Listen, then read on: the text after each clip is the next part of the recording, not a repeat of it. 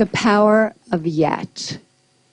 I heard about a high school in Chicago where students had to pass a certain number of courses to graduate, and if they didn't pass a course, they got the grade not yet. And I thought that was fantastic, because if you get a failing grade, you think, I'm nothing, I'm nowhere. But if you get the grade not yet, you understand that you're on a learning curve. It gives you a path into the future. Not yet also gave me insight into a critical event early in my career, a real turning point. I wanted to see how children coped with challenge and difficulty. So I gave 10-year-olds problems that were slightly too hard for them. Some of them reacted in a shockingly positive way. They said things like, I love a challenge. Or, you know, I was hoping this would be informative. They understood that their abilities could be developed.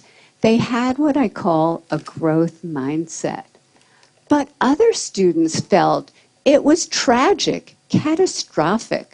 From their more fixed mindset perspective, their intelligence had been up for judgment, and they failed. Instead of luxuriating in the power of yet, they were gripped in the tyranny of now. So what do they do next? I'll tell you what they do next. In one study, they told us they would probably cheat the next time instead of studying more if they failed a test. In another study, after a failure, they looked for someone who did worse than they did so they could feel really good about themselves.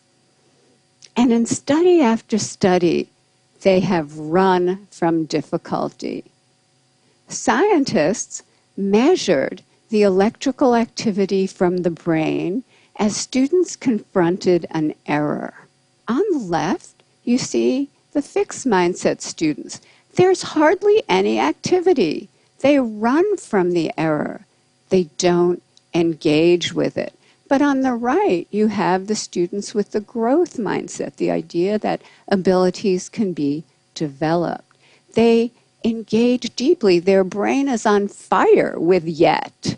They engage deeply. They process the error. They learn from it, and they correct it.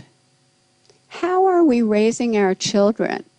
Are we raising them for now instead of yet? Are we raising kids who are obsessed with getting A's? Are we raising kids who don't know how to dream big dreams? Their biggest goal is getting the next A or the next test score? And are they carrying this need for constant validation with them into their future lives?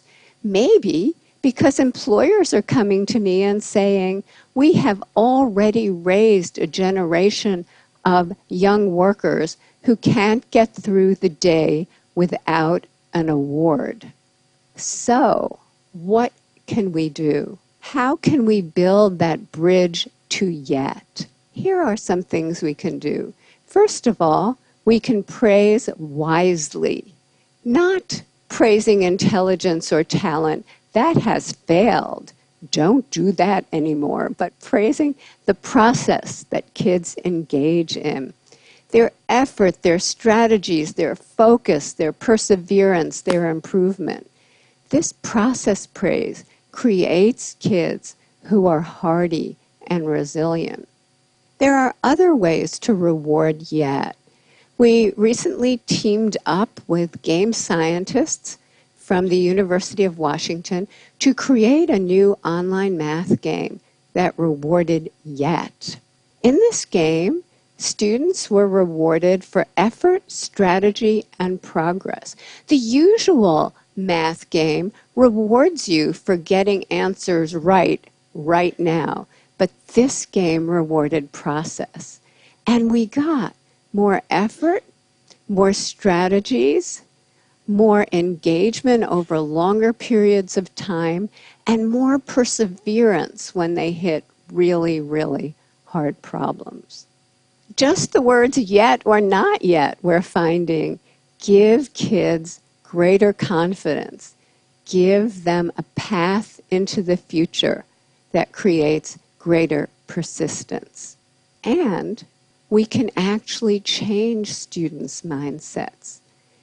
In one study, we taught them that every time they push out of their comfort zone to learn something new and difficult, the neurons in their brain can form new, stronger connections, and over time, they can get smarter. Look what happened. In this study, students who were not taught this growth mindset continued to show declining grades over this difficult school transition. But those who were taught this lesson showed a sharp rebound in their grades. We have shown this now, this kind of improvement, with thousands and thousands of kids, especially struggling students. So let's talk about equality. In our country, there are groups of students who chronically underperform. For example, children in inner cities or children on Native American reservations. And they've done so poorly for so long that many people think it's inevitable. But when educators create growth mindset classrooms steeped in yet, equality happens. And here are just a few examples.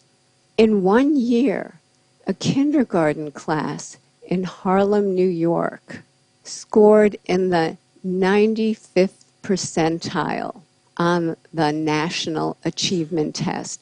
Many of those kids could not hold a pencil when they arrived at school. In 1 year, fourth grade students in the South Bronx, way behind, became the #1 fourth grade class in the state of New York on the state math test. In a year to a year and a half, Native American students in a school on a reservation went from the bottom of their district to the top. And that district included affluent sections of Seattle. So the Native kids outdid the Microsoft kids. This happened because the meaning of effort and difficulty were transformed. Before, effort and difficulty made them feel dumb, made them feel like giving up. But now, effort and difficulty, that's when their neurons are making new connections, stronger connections. That's when they're getting smarter. I received a letter recently from a 13-year-old boy. He said, "Dear Professor Dweck, I appreciate that your writing is based on solid scientific research, and that's why I decided to put it into practice. I put more effort into my schoolwork, into my relationship with my family, and into my relationship with kids at school. And I experienced great improvement in all of those areas. I now realize I've wasted most of my life." Let's not waste any more lives, because once we know that abilities are capable of such growth, it becomes a basic human right for children, all children, to live in places that create that growth, to live in places filled with yet. Thank you.